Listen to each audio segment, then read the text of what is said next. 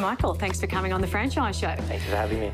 What does it take for somebody to get an application approved? What do lenders look for when it comes to buying a franchise? It's what's known as the 3 C's of credit. There's collateral, character and capacity. Capacity is their ability to pay.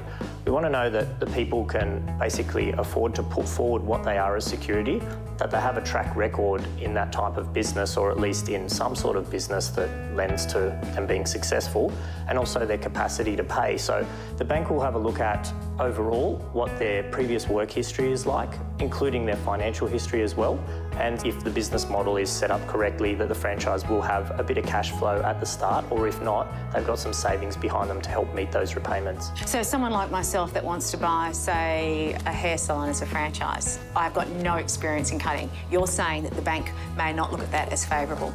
Yeah, well, look, you've got great hair, so they might take that on board. Someone did this today. Yeah, but look, they really want to know that you're going to be successful as well. It's not just what you're doing with their money, but for yourself as well. It can be quite devastating for a family to perhaps put up a family home, go into an endeavour that isn't successful. The responsibility falls upon us as a lender to ensure that you're making the right decision for yourself and your family as well.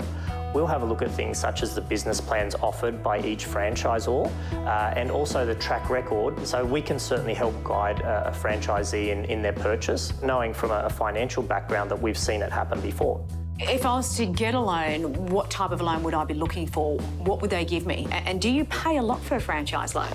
It depends on the type of franchise and the security offered. General standard franchise loans basically work in that you put what collateral you have forward and the bank will lend you the rest based on the value of the business. So you have to have thought about a few things, you know, who the franchise is with, what value it actually has, and come to the bank with a few important things like a valuation of the business and any track record that that franchisor has to show you what the business would be worth. You usually can't exceed, say, 50 to 70% of the value of the actual franchise in the loan. So the rest of that value, in most cases, that comes in the form of the family home, if there's equity available. That is good and bad in that obviously you're putting your home on the line with the business. So again, it comes back to the bank making sure that you will be successful. What happens if they can't make the repayments?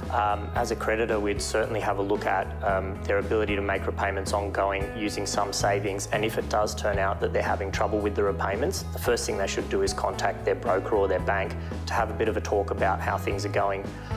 This does happen a lot of times when people don't engage their accountant as part of the day-to-day running of the business. Then they don't have as much of a handle on cost of stock, employees and that sort of thing, and things can sort of run into the red. A common thing that happens when that occurs is that they will try and avoid the bank because they're embarrassed about not being able to make repayments or trying to sort things out without alarming the bank. But really the best thing to do is come back to whoever it is who's extended you the credit and have a chat about the situation you're in so that they can help. Banks aren't in the business of trying to take people's livelihood away from them. They really want them to be successful. If it's not, let them know and they'll do what they can to help. One of the signs that I know that could indicate that you're in a bit of financial trouble is that you're dipping into your own personal kitty. How does a franchisee distinguish between this is money for my business and this is my personal money and the two should not meet? It certainly happens a lot, unfortunately. It's very important for those accounts to be separated. So you should have a transaction account for your business that sits alongside any line of credit or cash flow or overdraft account that you have and the business loan. And those two really shouldn't mix. There are implications for your taxation, and also you can only put in so much out of your own funds before you start running dry. So definitely a good accountant will help you keep those two things separate and make sure that doesn't happen.